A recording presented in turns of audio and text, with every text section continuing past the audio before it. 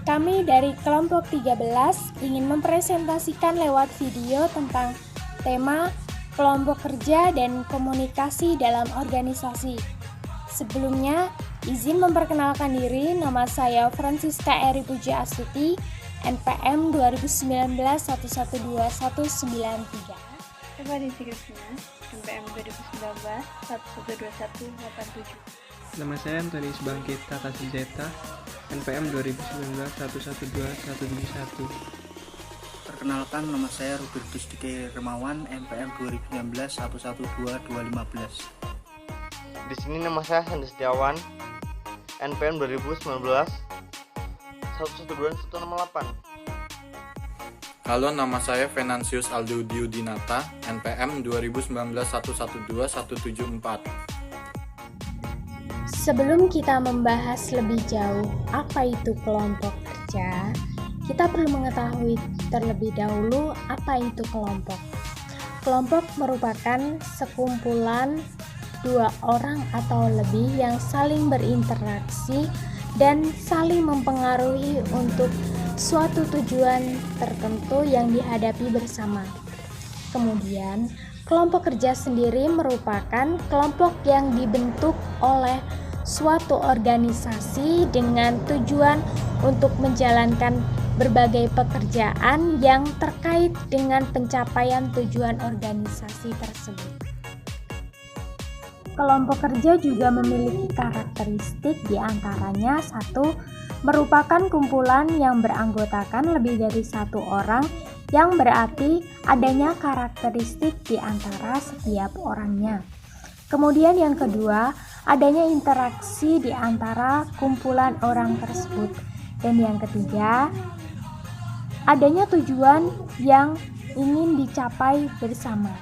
Kelompok kerja sendiri dibagi menjadi dua, yaitu kelompok kerja formal dan kelompok kerja informal, di mana kelompok kerja formal merupakan kelompok kerja yang disusun atau dibentuk oleh manajer secara resmi, di mana kelompok kerja tersebut diberikan tugas dan pekerjaan yang terkait dengan pencapaian tujuan organisasi. Dan kelompok kerja informal merupakan kelompok kerja yang disusun atau tersusun secara sendirinya ketika berbagai anggota dari organisasi yang kegiatan biasanya tidak terkait langsung dengan rancangan-rancangan rutin organisasi, namun secara tidak langsung akan mempengaruhi kinerja orang-orang yang di dalam organisasi tersebut. Saya akan mempresentasikan tentang bentuk kelompok kerja formal. Bentuk kelompok kerja formal itu ada 3, yaitu kelompok kerja langsung, kedua kepanitiaan, ketiga kelompok kerja temporal atau khusus. Terus ada 5 tahapan dalam membentukan dan interaksi tim kerja, yaitu pembentukan atau forming, 2 penguatan atau storming, 3 penyesuaian atau norming, 4 perwujudan atau performing, 5 pencarian atau adjourning. Peran kepemimpinan dalam kelompok kerja dibagi 2, pemimpin formal dan pemimpin informal. Pemimpin formal, seseorang yang ditunjukkan atau ditugaskan secara formal oleh organisasi untuk memimpin orang-orang dalam melakukan suatu pekerjaan. Pemimpin informal, seseorang yang secara alamiah dianggap mampu memainkan perannya sebagai pemimpin ketika kelompok kerja telah bekerja dan saling berinteraksi. Norma dalam kelompok kerja. Norma sesuatu yang diterima dan disepakati oleh kelompok sebagai aturan yang mengontrol perilaku dan tindakan mereka. Solidaritas solidaritas dan integritas dalam kelompok kerja. Solidaritas dan integritas dalam kelompok kerja adalah tingkat kekompakan dan rasa memiliki, serta pandangan positif para anggota kelompok terhadap kelompok mereka sendiri. Solidaritas dan integritas dalam kelompok kerja akan menentukan sejauh mana kelompok kerja dapat menjalankan fungsi dan pencapaian tujuan. Terdapat 3 cara agar kelompok kerja dapat mewujudkan tingkat solidaritas dan integritas yang tinggi. Yang pertama, memperkenalkan kompetisi atau persaingan antar kelompok kerja dan pengertian positif. Persaingan biasanya akan mendorong pihak-pihak yang bersaing untuk saling perkuat diri untuk dapat memenangkan persaingan. Yang kedua, meningkatkan tingkat interaksi antar anggota kelompok. Dalam kelompok kerja, sekalipun sangat mustahil untuk menyampaikan seluruh karakteristik individu. Akan tetapi, banyak interaksi dapat mendorong para anggota untuk lebih mengenali sesama mereka, sehingga pemahaman antar anggota akan lebih mudah pula diwujudkan. Yang ketiga, mengangkat isu bersama. Tujuan atau target-target yang harus dicapai bersama. Adanya isu atau target bersama akan meminimalkan perhatian individu terhadap diri mereka masing-masing dan memfokuskan perhatian mereka pada kelompok kerja mereka. Model kelompok kerja yang efektif. Sekalipun banyaknya, pada kenyataannya kelompok kerja yang efektif sangat beragam dan cukup sulit untuk diukur, paling tidak ketika disesuaikan dengan beragamnya karakteristik kelompok kerja maupun karakteristik organisasi. Namun John Gilbert dan Douglas Smith sebagaimana dikutip oleh Stoner, Clem, dan Gilbert tahun 1995 memperkenalkan model dasar dalam kelompok kerja untuk mengenali apakah sebuah kelompok kerja efektif ataukah tidak. Model ini mencoba merinci kembali pilar-pilar dari sebuah kelompok kerja. Ada 3 pilar utama dalam kelompok kerja. Yang pertama, pertumbuhan individu. Pertumbuhan individu merupakan pilar pertama dari kelompok kerja, di mana kelompok kerja setiap individu memiliki tujuan masing-masing. Ketika mereka bekerja dalam satu kelompok, selain juga bertujuan untuk meraih tujuan kelompok. Yang kedua, pekerjaan kelompok. Pekerjaan kelompok merupakan pilar kedua, suatu kehasilan dari komitmen para anggota ketika bekerja dalam sebuah kelompok kerja. Pekerjaan kelompok dapat dihasilkan jika terdapat komitmen dari setiap individu yang didasari tidak mudah karena masing-masing individu memiliki target-target individual. Pekerjaan kelompok bisa diselesaikan jika komitmen mengenai target spesifik, cara pekerjaan hingga saling pengertian dapat diwujudkan. Yang ketiga, kinerja kelompok secara keseluruhan. Pilar ketiga dari karakteristik keefisienan sebuah kelompok kerja dapat dilihat dari kinerjanya. Kinerja keseluruhan dari sebuah kelompok kerja dapat dilihat dari 2 hal, yaitu bagaimana kelompok kerja dapat memberikan hasil pekerjaan. Peran-peran individu dalam kelompok kerja dapat dipertanggungjawabkan dalam mendukung upaya pencapaian kinerja kelompok. Manajemen konflik dalam kelompok kerja. Konflik dalam kelompok kerja. Konflik adalah adanya kesenjangan atau ketidaksesuaian di antara berbagai pihak dalam suatu organisasi dengan organisasi lain, di antara berbagai bidang dengan sebuah organisasi, maupun di antara anggota dalam suatu berbagai tertentu dalam organisasi.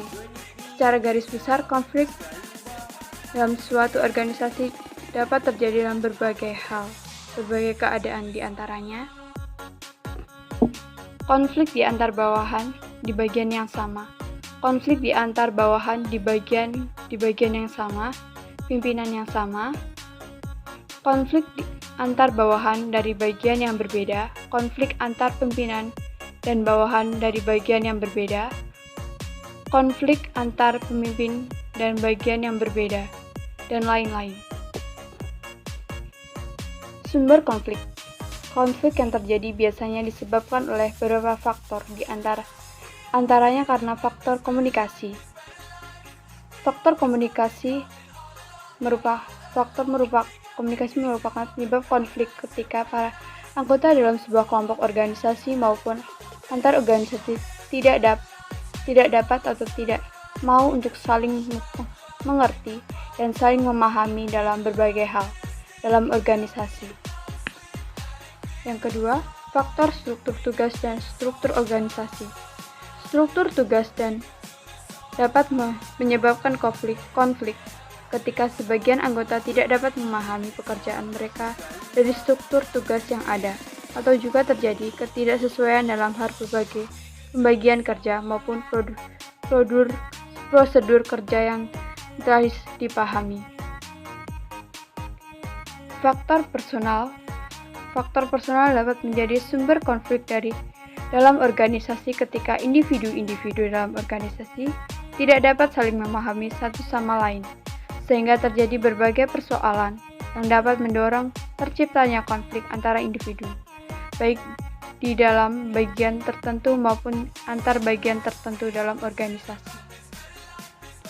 Faktor lingkungan. Faktor lingkungan dapat menjadi sumber konflik ketika lingkungan di mana setiap individu bekerja tidak mendukung terwujudnya suasana kerja yang kondusif bagi efektivitas pekerjaan yang dilakukan oleh setiap orang maupun setiap kelompok kerja. Terima kasih. Pendekatan dalam manajemen konflik. Yang pertama, stimulasi konflik. Program yang dijalankan yang pertama, peningkatan persaingan antar individu dan kelompok. Yang kedua, pelibatan pihak eksternal ke dalam bagian di mana konflik terjadi. Yang ketiga, perubahan aturan main atau prosedur yang ada. Yang kedua, pengendalian konflik. Program yang dijalankan yang pertama, perluasan penggunaan sumber daya organisasi. Yang kedua, peningkatan koordinasi dalam organisasi. Yang ketiga, penentuan tujuan bersama yang dapat mempertemukan berbagai pihak yang terlibat dalam konflik. Yang keempat, mempertemukan perilaku dan kebiasaan kerja dari para pegawai. Yang ketiga, penyelesaian dan penghilangan konflik. Program yang dijalankan yang pertama, penghindaran konflik yang dijalankan dengan sumber-sumber konflik yang ada. Yang kedua, intervensi terhadap pihak-pihak yang terlibat konflik untuk melakukan kompromi. Yang ketiga, mengakomodasi keinginan pihak-pihak yang terlibat konflik dalam suatu format atau forum penyelesaian konflik. Komunikasi dalam organisasi. Pengertian komunikasi yaitu proses di mana seseorang berusaha untuk memberikan pengertian atau pesan kepada orang lain melalui pesan simbolis. Komunikasi. Komunikasi berawal dari adanya pesan atau informasi yang dikirim akan disampaikan dari pengirim kepada penerima. Dalam hal ini, pengirim dinamakan sebagai sumber pesan atau sumber informasi. Pesan atau informasi yang kemudian akan dikirim atau disampaikan kepada penerima tersebut pertama kali mengalami proses di mana pesan atau informasi yang akan disampaikan tersebut mengalami transformasi ke dalam bentuk simbol atau sesuatu yang menjadi representasi pengirim pesan dalam menyampaikan pesannya. Bentuk-bentuk komunikasi. Yang pertama, komunikasi intrapersonal. Komunikasi intrapersonal merupakan komunikasi intrapribadi yang artinya komunikasi yang dilakukan kepada diri sendiri. Proses komunikasi ini dimulai dari kegiatan menerima pesan atau informasi, mengolah dan menyimpan, juga menghasilkan kembali. Yang kedua, komunikasi interpersonal. Komunikasi interpersonal adalah komunikasi antar pribadi. Komunikasi ini juga dapat diartikan sebagai proses pertukaran makna dari orang yang saling berkomunikasi antara satu individu dengan individu lainnya. Yang ketiga, komunikasi kelompok. Komunikasi kelompok dapat diartikan sebagai tatap muka dari 3 atau lebih individu guna memperoleh maksud dan tujuan yang dikehendaki, seperti berbagai informasi, pemeliharaan diri, atau pemecahan masalah. Yang keempat, komunikasi organisasi. Komunikasi organisasi adalah komunikasi antar manusia yang terjadi dalam hubungan organisasi. Komunikasi organisasi merupakan proses komunikasi yang berlangsung secara formal maupun non-formal dalam sebuah sistem organisasi. Yang kelima, komunikasi massal. Komunikasi massal merupakan bentuk komunikasi yang menggunakan saluran media dalam menghubungkan komunikator dan komunikan secara massal, berjumlah banyak, bertempat tinggal yang jauh, sangat heterogen, dan menimbulkan efek tertentu. Menurut Rahmat, ada 5 pola dalam komunikasi. Yang pertama roda, yang kedua rantai, yang ketiga huruf Y, yang keempat lingkaran, yang kelima bintang. Oke, kita mulai dari yang pertama, yaitu roda. Yang pertama yaitu roda. Roda merupakan pola komunikasi yang dianggap yang terbaik dibandingkan dengan pola komunikasi lainnya. Fokus perhatian dari pola ini adalah seorang pemimpin. Apakah pemimpin tersebut dapat berhubungan dengan semua anggota kelompok dan tidak ada masalah komunikasi, waktu, dan feedback dari anggota kelompok. Tetapi setiap anggota kelompok hanya dapat berhubungan dengan pemimpinnya. Pola ini menghasilkan produk kelompok yang tercepat dan terorganisasi. Yang kedua, rantai. Merupakan pola komunikasi yang memiliki permasalahan yang sama dengan pola komunikasi lingkaran. Dalam pola komunikasi rantai, anggota terakhir yang menerima pesan yang disampaikan oleh pemimpin seringkali tidak menerima pesan yang akurat, sehingga pemimpin tidak dapat mengetahui hal tersebut karena adanya umpan balik yang disampaikan. Yang keempat, huruf Y merupakan pola komunikasi yang sangat rumit dan juga memiliki masalah komunikasi yang sama seperti terjadi dalam komunikasi lingkaran dan rantai. 3 orang anggota dapat berhubungan dengan orang di sampingnya seperti pada pola rantai, tetapi ada 2 orang yang hanya dapat berkomunikasi dengan seseorang sampingnya saja. Yang keempat, lingkaran. Pada pola ini, pengirim atau pemimpin dapat berkomunikasi dengan anggota kelompok yang lain yang berada dekat dengannya. Tidak ada anggota kelompok lain yang tidak dapat menerima pesan secara langsung dan mereka menerima pesan dari anggota kelompok yang lain yang membagi pesan dari pengirim. Yang kelima yaitu bintang. Semua saluran dari setiap anggota dapat berkomunikasi dengan semua anggota. Saluran tidak terpusat pada satu orang pemimpin. Pola ini juga saling memberi kepuasan kepada anggota-anggotanya dan yang paling cepat menyelesaikan tugas bila tugas berkenaan dengan masalah yang sukar. Di sini nama saya Sandi Setiawan, NPM 2019 112-168. Di sini saya berasal dari prodi manajemen semester 2. Di sini saya dalam rangka penyampaian materi kuliah pengantar manajemen. Dalam penyampaian materi ini, saya mendapat bagian bentuk komunikasi Grapevine. Bentuk komunikasi Grapevine ada 2 macam. Yang pertama adalah gosip, yang kedua adalah cluster. Gosip adalah satu orang berkomunikasi pada banyak orang. Kemudian yang kedua adalah cluster. Cluster adalah banyak orang berkomunikasi tapi secara terbatas atau tidak secara luas. Berikutnya adalah hambatan dalam berkomunikasi. Yang pertama adalah hambatan individual. Hambatan individual mencakup 5 hal. Yang pertama adalah kesalahpahaman dalam memahami pesan. Yang kedua adalah keterbatasan individu.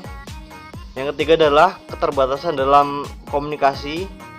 Yang keempat adalah kemampuan mendengarkan rendah. Yang kelima adalah penilaian awal terhadap subjek. Kemudian hambatan organisasional. Yang pertama adalah semantik. Yang kedua adalah perbedaan tingkat manajemen. Yang ketiga adalah persepsi yang beda antar anggota. Yang keempat adalah kelebihan beban kerja. Yang kelima adalah hambatan-hambatan lain. Berikutnya adalah upaya dalam mengatasi hambatan komunikasi. Upayanya ada 5. Yang pertama adalah peningkatan kemampuan mendengar, kemudian dorongan komunikasi 2 arah, kemudian kemampuan memahami pesan, kemudian pemilihan keadilan individu, kemudian peningkatan pemahaman terhadap orang lain. Berikutnya adalah upaya dalam organisasional. Yang pertama adalah tindak lanjut dalam setiap komunikasi yang dilakukan. Berikutnya adalah pengaturan pola komunikasi yang semestinya. Kemudian peningkatan penggunaan media komunikasi. Kemudian berikutnya adalah teknologi informasi dan komunikasi, yaitu mencakup sekitar 7 hal. Yang pertama adalah sistem informasi formal. Yang kedua adalah sistem pemrosesan transaksi. Kemudian sistem informasi manajemen. Kemudian sistem pendukung pengambilan keputusan. Kemudian sistem informasi eksekutif. Kemudian sistem jaringan internet. Kemudian sistem pintar. Kemudian adalah teknologi yang personal atau ada baiknya. Teknologi itu ada bermacam-macam. Yang pertama adalah ada komputer, ada mesin fotokopi, ada HP, ada webcam, dan lain-lain lebih banyak lagi. Sekian materi saya, terima kasih.